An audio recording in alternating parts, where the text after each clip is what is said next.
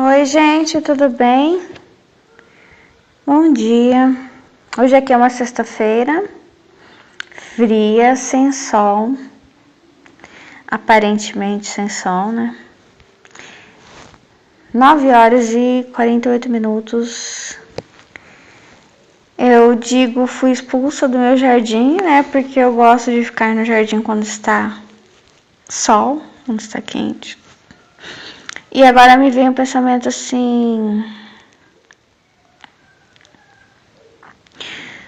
vai aparecer conforme passa o tempo, tá? Às vezes eu falo umas coisas que são ácidas, que parecem, talvez, um pouco, me desculpa, né? Rudes, mas eu preciso dizer que Deus fala comigo, né? No meu processo com Ele. Vai aparecer ao longo do tempo, dos anos, e cada vez mais que ser cristão é politicamente incorreto. E cada vez mais nós seremos amordaçados, nós seremos impedidos de falar sobre a nossa crença, entendeu? Por isso, porque vai aparecer cada vez mais, porque há um movimento inverso do mundo contra aquilo que a gente acredita, entendeu? Vai ficar tão difícil que uma hora nós seremos expulsos do jardim. Mas esse jardim é um jardim oposto ao jardim do Éden. Ai, meu Deus. É o que eu tô vendo agora. Esse jardim é o novo jardim criado pela serpente, onde ela cria suas leis e de alguma maneira a gente tenta fazer uma certa dance, né, conforme a música, entre ser cristão e estar no mundo, porque nós temos que estar no mundo, né? Jesus disse que nós não viveríamos longe.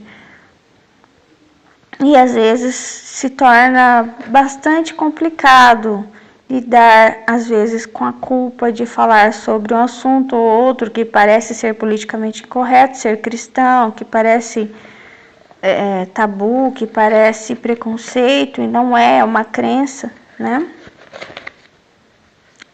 Falar com os filhos, enfim. Mas é o que eu estou sentindo agora, mas não vai falar sobre isso o comentário, o trecho do livro que eu vou trazer, que é 60 Histórias para Dormir 3. Eu sou Melissa, eu sou uma leitora. Se inscreva no canal, curta o vídeo e vem comigo. O cofrinho. Essa história vem falar sobre uma surpresa. Tcharam! Olha, eu tinha uma boa surpresa para você. Eu já tô dando spoiler. E a água ferveu aqui, vou fazer um café. Eu tinha uma surpresa para você, mas você estragou a surpresa. É o que vai dizer assim, nossa, eu digo porque são três aqui, três pessoas, que é o Guinho, Zezinho e Luizinho.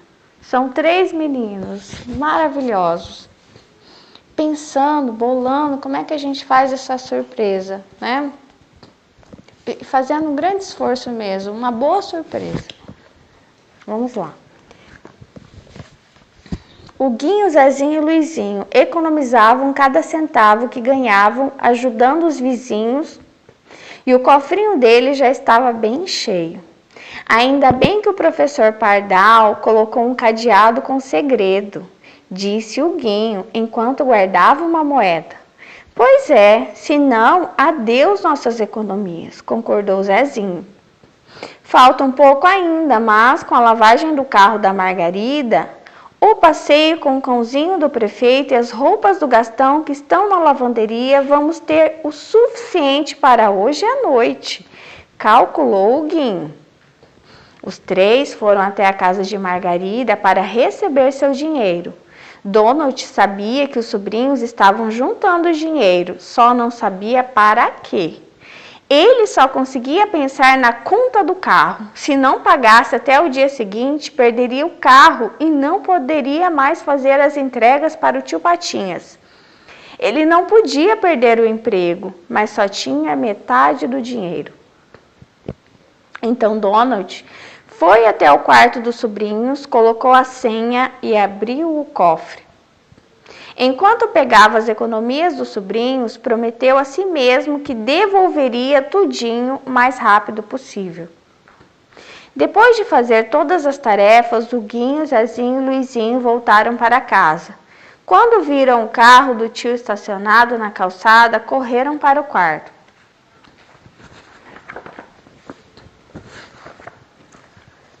Oh, não! Tio Donald esvaziou nosso cofre. Não temos mais nada, disseram os três. Donald ouviu os gritos dos sobrinhos e subiu correndo para explicar por que tinha usado o dinheiro dos meninos, mas Luizinho interrompeu o tio, muito aborrecido. Você usou o nosso dinheiro. Era justamente para isso que estávamos economizando, acrescentou o Guinho. Planejamos entregar o dinheiro para você no jantar. Mas agora não podemos mais fazer a surpresa. Donald ficou envergonhado. Deveria ter pedido ajuda dos sobrinhos, em vez de simplesmente pegar escondido o dinheiro que eles estavam juntando. Para compensá-los, depois de ter estragado a surpresa, tio Donald os liberou das tarefas de limpeza durante um mês. Continuou dando a mesada e ainda devolveu o dinheiro que usou para pagar o carro. Fim. Deus está falando muitas coisas estranhas comigo. Enquanto eu fui lendo assim. E aí, vocês sabem que essa mensagem ela é estranha, né? E eu sempre fico assim, meu Deus, será que eu falo ou não falo? Mas eu preciso falar, porque ele está falando comigo. Aliás, eu tirei hoje de manhã uma passagem, eu vou falar um pouquinho das passagens, tá? Que falou, que Deus está pedindo que eu fale. É aquela parte que o menininho Samuel escuta, né? Samuel, Samuel. E ele vai pro profeta. Profeta, o que você quer? Não te chamei não, Samuel, volta para sua cama. Então saiu essa passagem. Uma outra passagem que saiu para mim foi sobre o batismo. Eu acho que é sobre o batismo de alguém ali no Novo Testamento, que se não me engano o discípulo Filipe, né? Filipe, será que é sobre o eunuco? Eu acho que é o batismo do eunuco.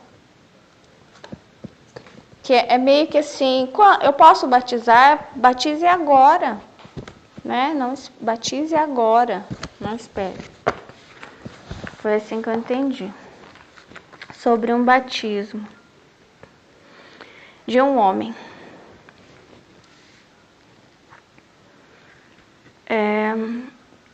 Aqui está falando o que comigo? Uma preocupação, tá? Alguém preocupado com algo. E essa surpresa é uma surpresa de Deus. O que é eu estraguei a surpresa? Puxa vida. Olha o que você fez, ia ser tão agradável, nós teríamos um jantar, eu ia te entregar esse dinheiro, ia dizer que eu estava fazendo um grande esforço por você, mas você foi lá e furou o próprio barco, fez tudo errado. Você se adiantou por medo e ansiedade. O que significa isso? Pecado.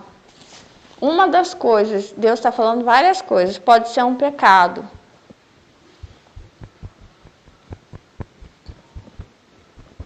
Que esse pecado ele estraga a surpresa de Deus.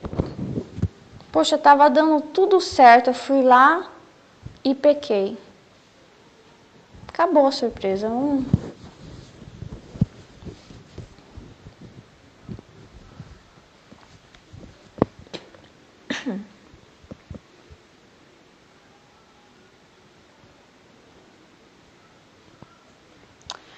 Aí eu tô vendo, eu vou vendo várias coisas, eu vou falando. Uma mulher ficou grávida, ai, deu positivo, e agora o que eu faço?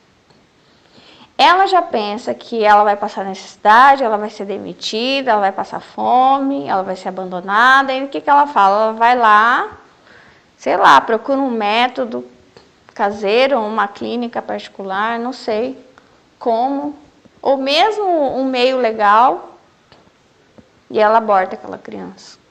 E Deus tinha uma surpresa para ela, porque aquela criança ia fazer mudar o futuro dela. Não estou falando que ela ia ficar rica, nada disso, não. Ia trazer felicidade, ia dar, né? Uma família para ela, que os filhos são herança do Senhor. Então, assim, nada daquilo que passa na mente dela de fato ia acontecer. Nada. Então, eu invado o cofrinho e eu pego. Outro exemplo, um casal. Ficou noivo, né? E aí acharam assim, não, a gente vai casar, não tem data marcada de casamento. E aí nós já somos noivos, né? É sério, né? Eu já enfim, já tá muito sério isso. E aí a gente já pode dormir junto. Enfim, acaba o noivado, eles não têm surpresa, porque eles pecaram, né? Outro exemplo.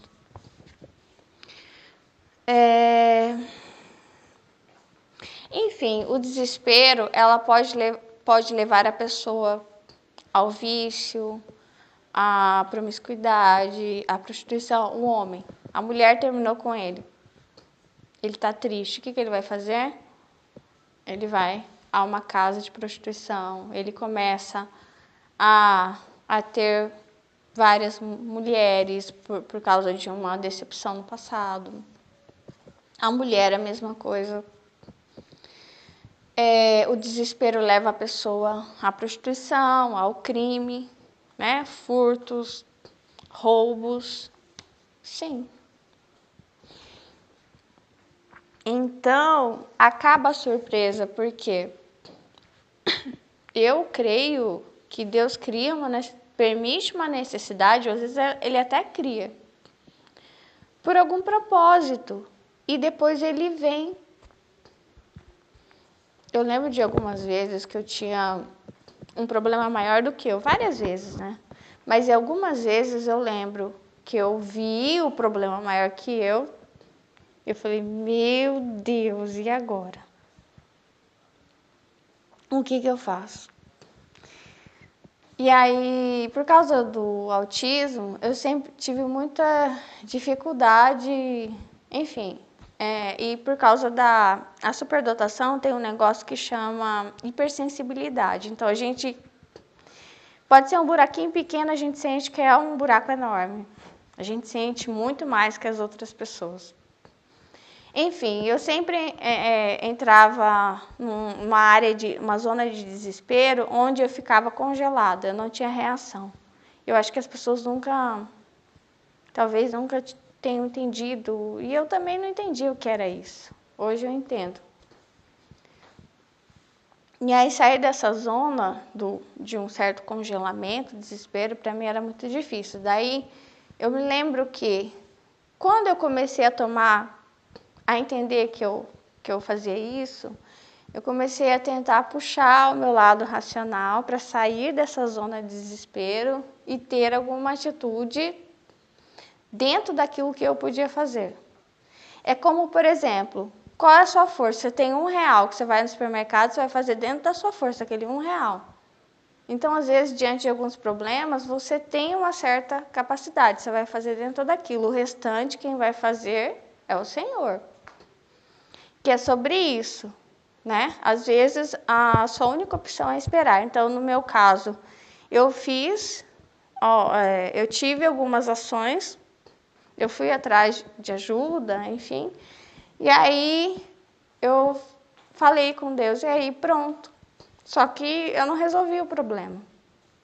Daí ele falou, agora você vai, toma um banho, você senta e você aguarda. E ele, como ele tem falado comigo, ele já falava a data do limite ou o tempo. Ele falava assim, até domingo isso resolve, até domingo na hora do almoço, Ele até falava assim comigo, sabe? Eu ficava assim, meu Deus, será que é da minha cabeça? Eu tô sentada. E ele falava comigo, mas você consegue resolver?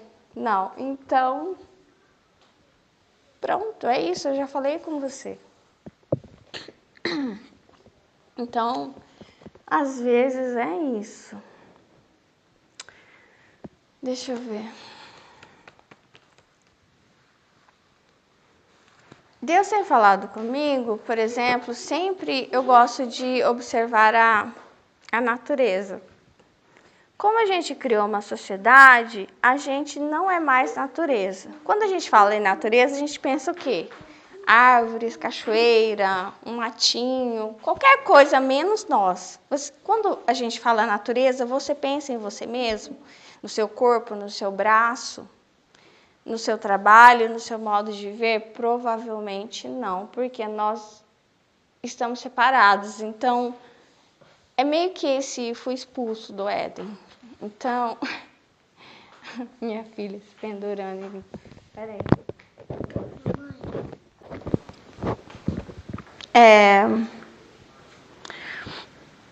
Essa história, ela fala sobre reserva de dinheiro, você estar diante de um problema sem ter a solução. E você ter que buscar ou esperar, né? E você ter que lidar com a frustração de que nem sempre você vai ter, por exemplo, o ser humano, ele sempre tem a resposta do problema antes que surja o problema. Então, ele se antecipa. A natureza não é assim, né?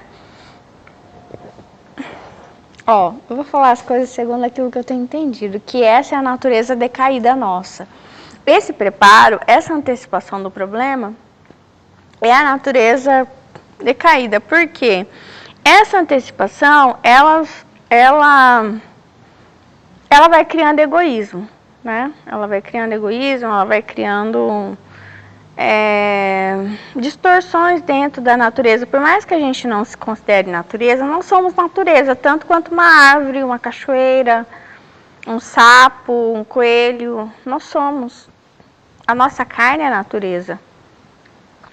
Quando a gente morrer, a gente vai se dissolver na terra, a gente vai se desfazer completamente, como qualquer outro ser. Então, nós somos natureza, nós influenciamos em muito a natureza. Infelizmente, muito mais do que os outros. E assim, a gente faz parte do equilíbrio. Então, esse preparo. E aí vem um problema, surpresa. Os animais, eles não se preparam antes para que venha um problema, não. É como se eles estão sempre no presente, que Deus tem me mostrado. Sempre. E aí surge o problema, na hora eles pensam e resolvem. Só que sempre tem a resposta para eles, que Deus sempre prepara, não só para nós que temos, você tem uma dívida e surge um dinheiro. Para eles também. Eles têm a fome e surge o fruto, surge a grama, surge, entendeu? A presa. Só que existem algumas coisas que levam eles ao desequilíbrio. Por exemplo, queimadas, desmatamento do rio, das matas ciliares, enfim, N coisas que o ser humano faz na natureza e que desequilibra. Então, o que acontece? Aquilo que era para chegar como resposta para eles, eles não têm. Então, o que eles começam a Como tem aparecido as onças nas cidades, procurando o quê? Ah, eu tô com fome. Lá onde eu moro não tem, então eu tenho que mudar, como alguém que tem que mudar de cidade. Desertificação dos lugares, né? Da África, enfim, do Nordeste. Me perdoe se eu falar alguma coisa que tá errado, mas é o que eu vejo assim. Então eles começam a migrar, começam a procurar. E os problemas, os desequilíbrios, eles sempre são construídos, assim como você constrói o amor, o desamor também, que é o egoísmo, né? E o egoísmo, ele não é... tenho que entender o que é o egoísmo. Eu não posso só pensar nessa palavra como se ela fosse um monstro. Não é um monstro. Existe algo bonito por trás, que é, eu me preocupo muito com o futuro. E esse eu me preocupo muito com o futuro é entre você e eu. Entre você e eu. Isso. Eu me preocupo, eu planejo o futuro e entre você e eu. Entendeu? E aí começam os desequilíbrios, que é muita gente preocupada com o futuro e entre você e eu. Entende? E, por exemplo, o que acarreta esse desequilíbrio? Que eu falei que na natureza eles começam a se movimentar em busca do alimento. As onças vêm para a cidade fazendo algo que a gente considera errado. E na sociedade, o que acontece? Criminalidade. Entendeu? É a mesma coisa, a onça matando pessoas, cachorros, gatos, que é esse ser humano que começa a matar um outro, começa a roubar, começa a se prostituir, começa a vender os filhos. Eu lembro de ler, e já passou até em novela também, né? Em estados muito pobres, eu acho que no Nordeste, as mães vendiam os filhos.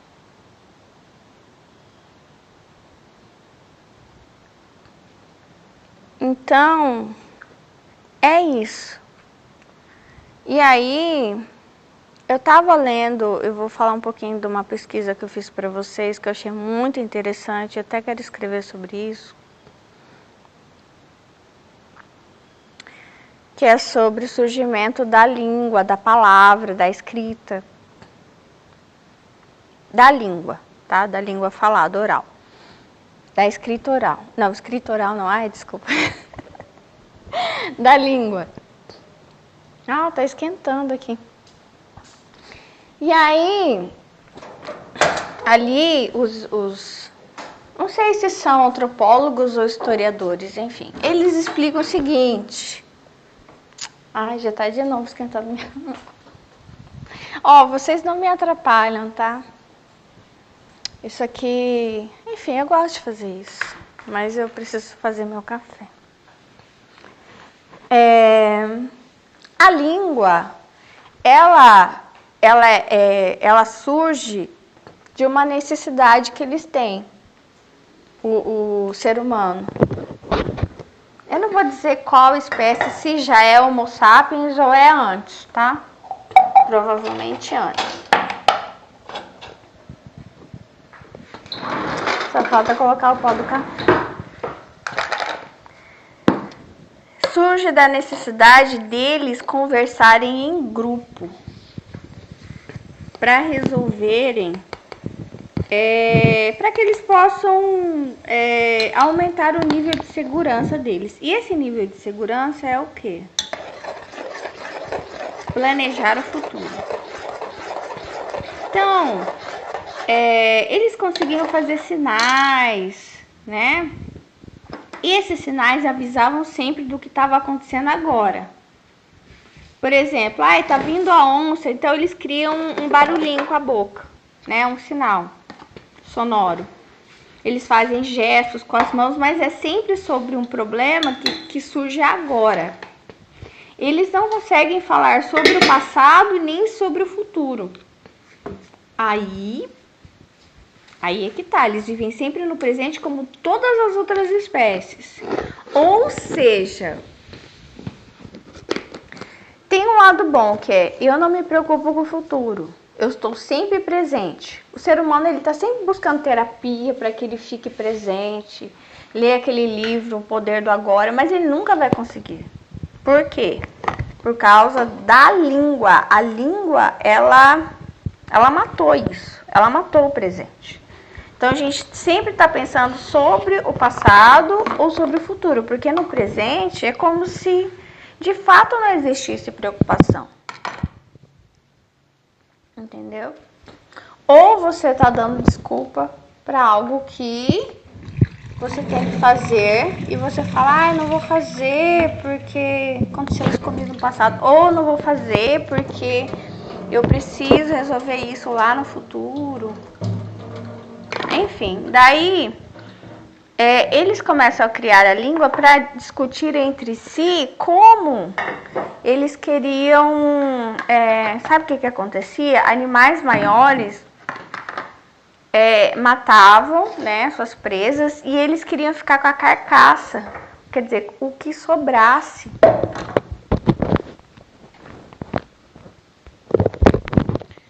Bem, meu café tá feito, eu tenho que ver se tá bom. E aí, eles queriam fazer planos. E aí, quando eu li isso, eu pensei assim, uau, uma quadrilha. Tô falando quadrilha mesmo. É do Código Penal, né? Não é quadrilha de festa junina. Então, eles tinham que planejar algo, né? Juntos. Então, aí eles criam o quê? A fala. E eu penso, meu Deus, isso já vai expulsando eles do Éden, entendeu? Porque eles já são diferentes. Eles planejam, né? Aí eles fingem, eles mentem. O que mais? Quando eu falei para vocês, tem um aspecto da criminalidade que quando a onça tem o seu habitat, sei lá, defraudado, roubado, desmatado, queimado, aí ela caminha para a cidade para comer aquilo que tiver. É cachorro, vai comer cachorro. É pessoa, vai comer pessoa. É gato, vai comer gato.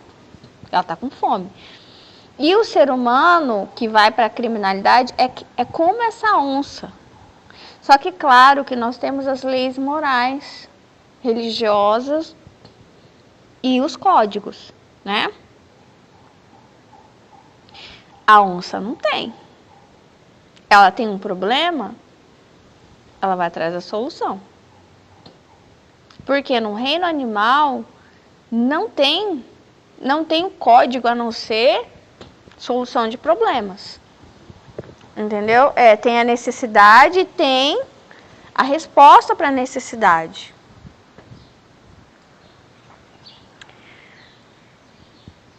Só que a sociedade, ela nunca vai deixar de ser inteiramente natural. Quando tem um arrombo, quando tem uma queimada, uma necessidade que surge de um desequilíbrio e que geralmente é causado por esse excesso de planejamento do futuro, por um excesso de homens que sentam juntos como uma quadrilha e planejam de forma egoísta, pode ter certeza que vai ter a onça para todo lado, fazendo o que a gente não quer. Porque quando acontece algo, não tem como, esse algo já aconteceu, é um fato.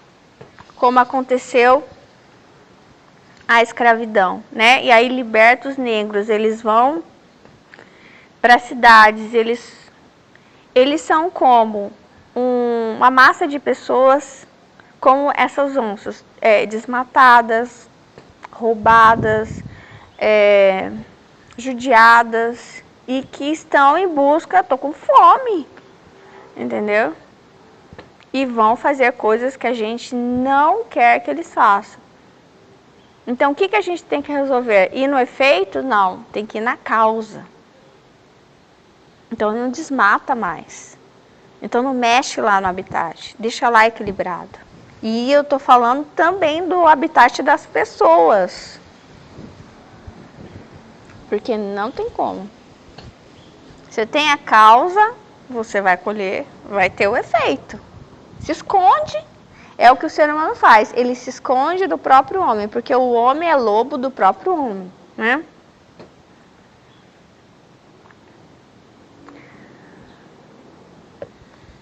E é isso que eu vejo. E daí a fala, ela é um motivo de queda, sabe? Ela não é, tanto que é bíblico, tá escrito lá, muitas línguas que causam confusão.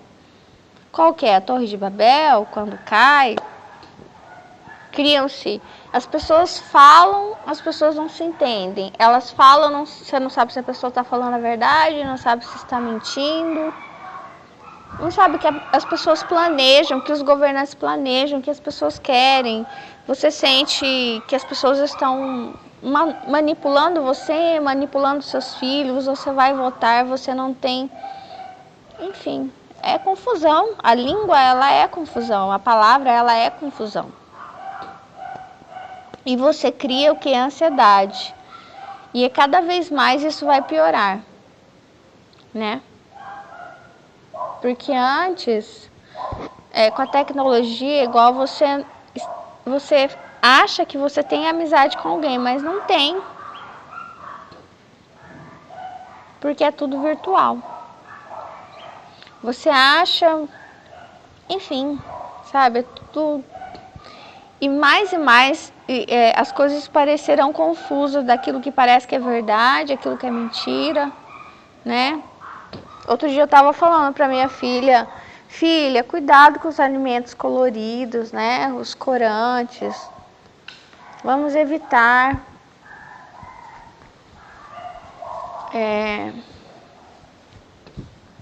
Então é isso. É tudo uma escolha, né? E assim, as coisas que acontecem no mundo não é à toa. Não é à toa. Enfim, é isso. Tchau, Deus abençoe vocês.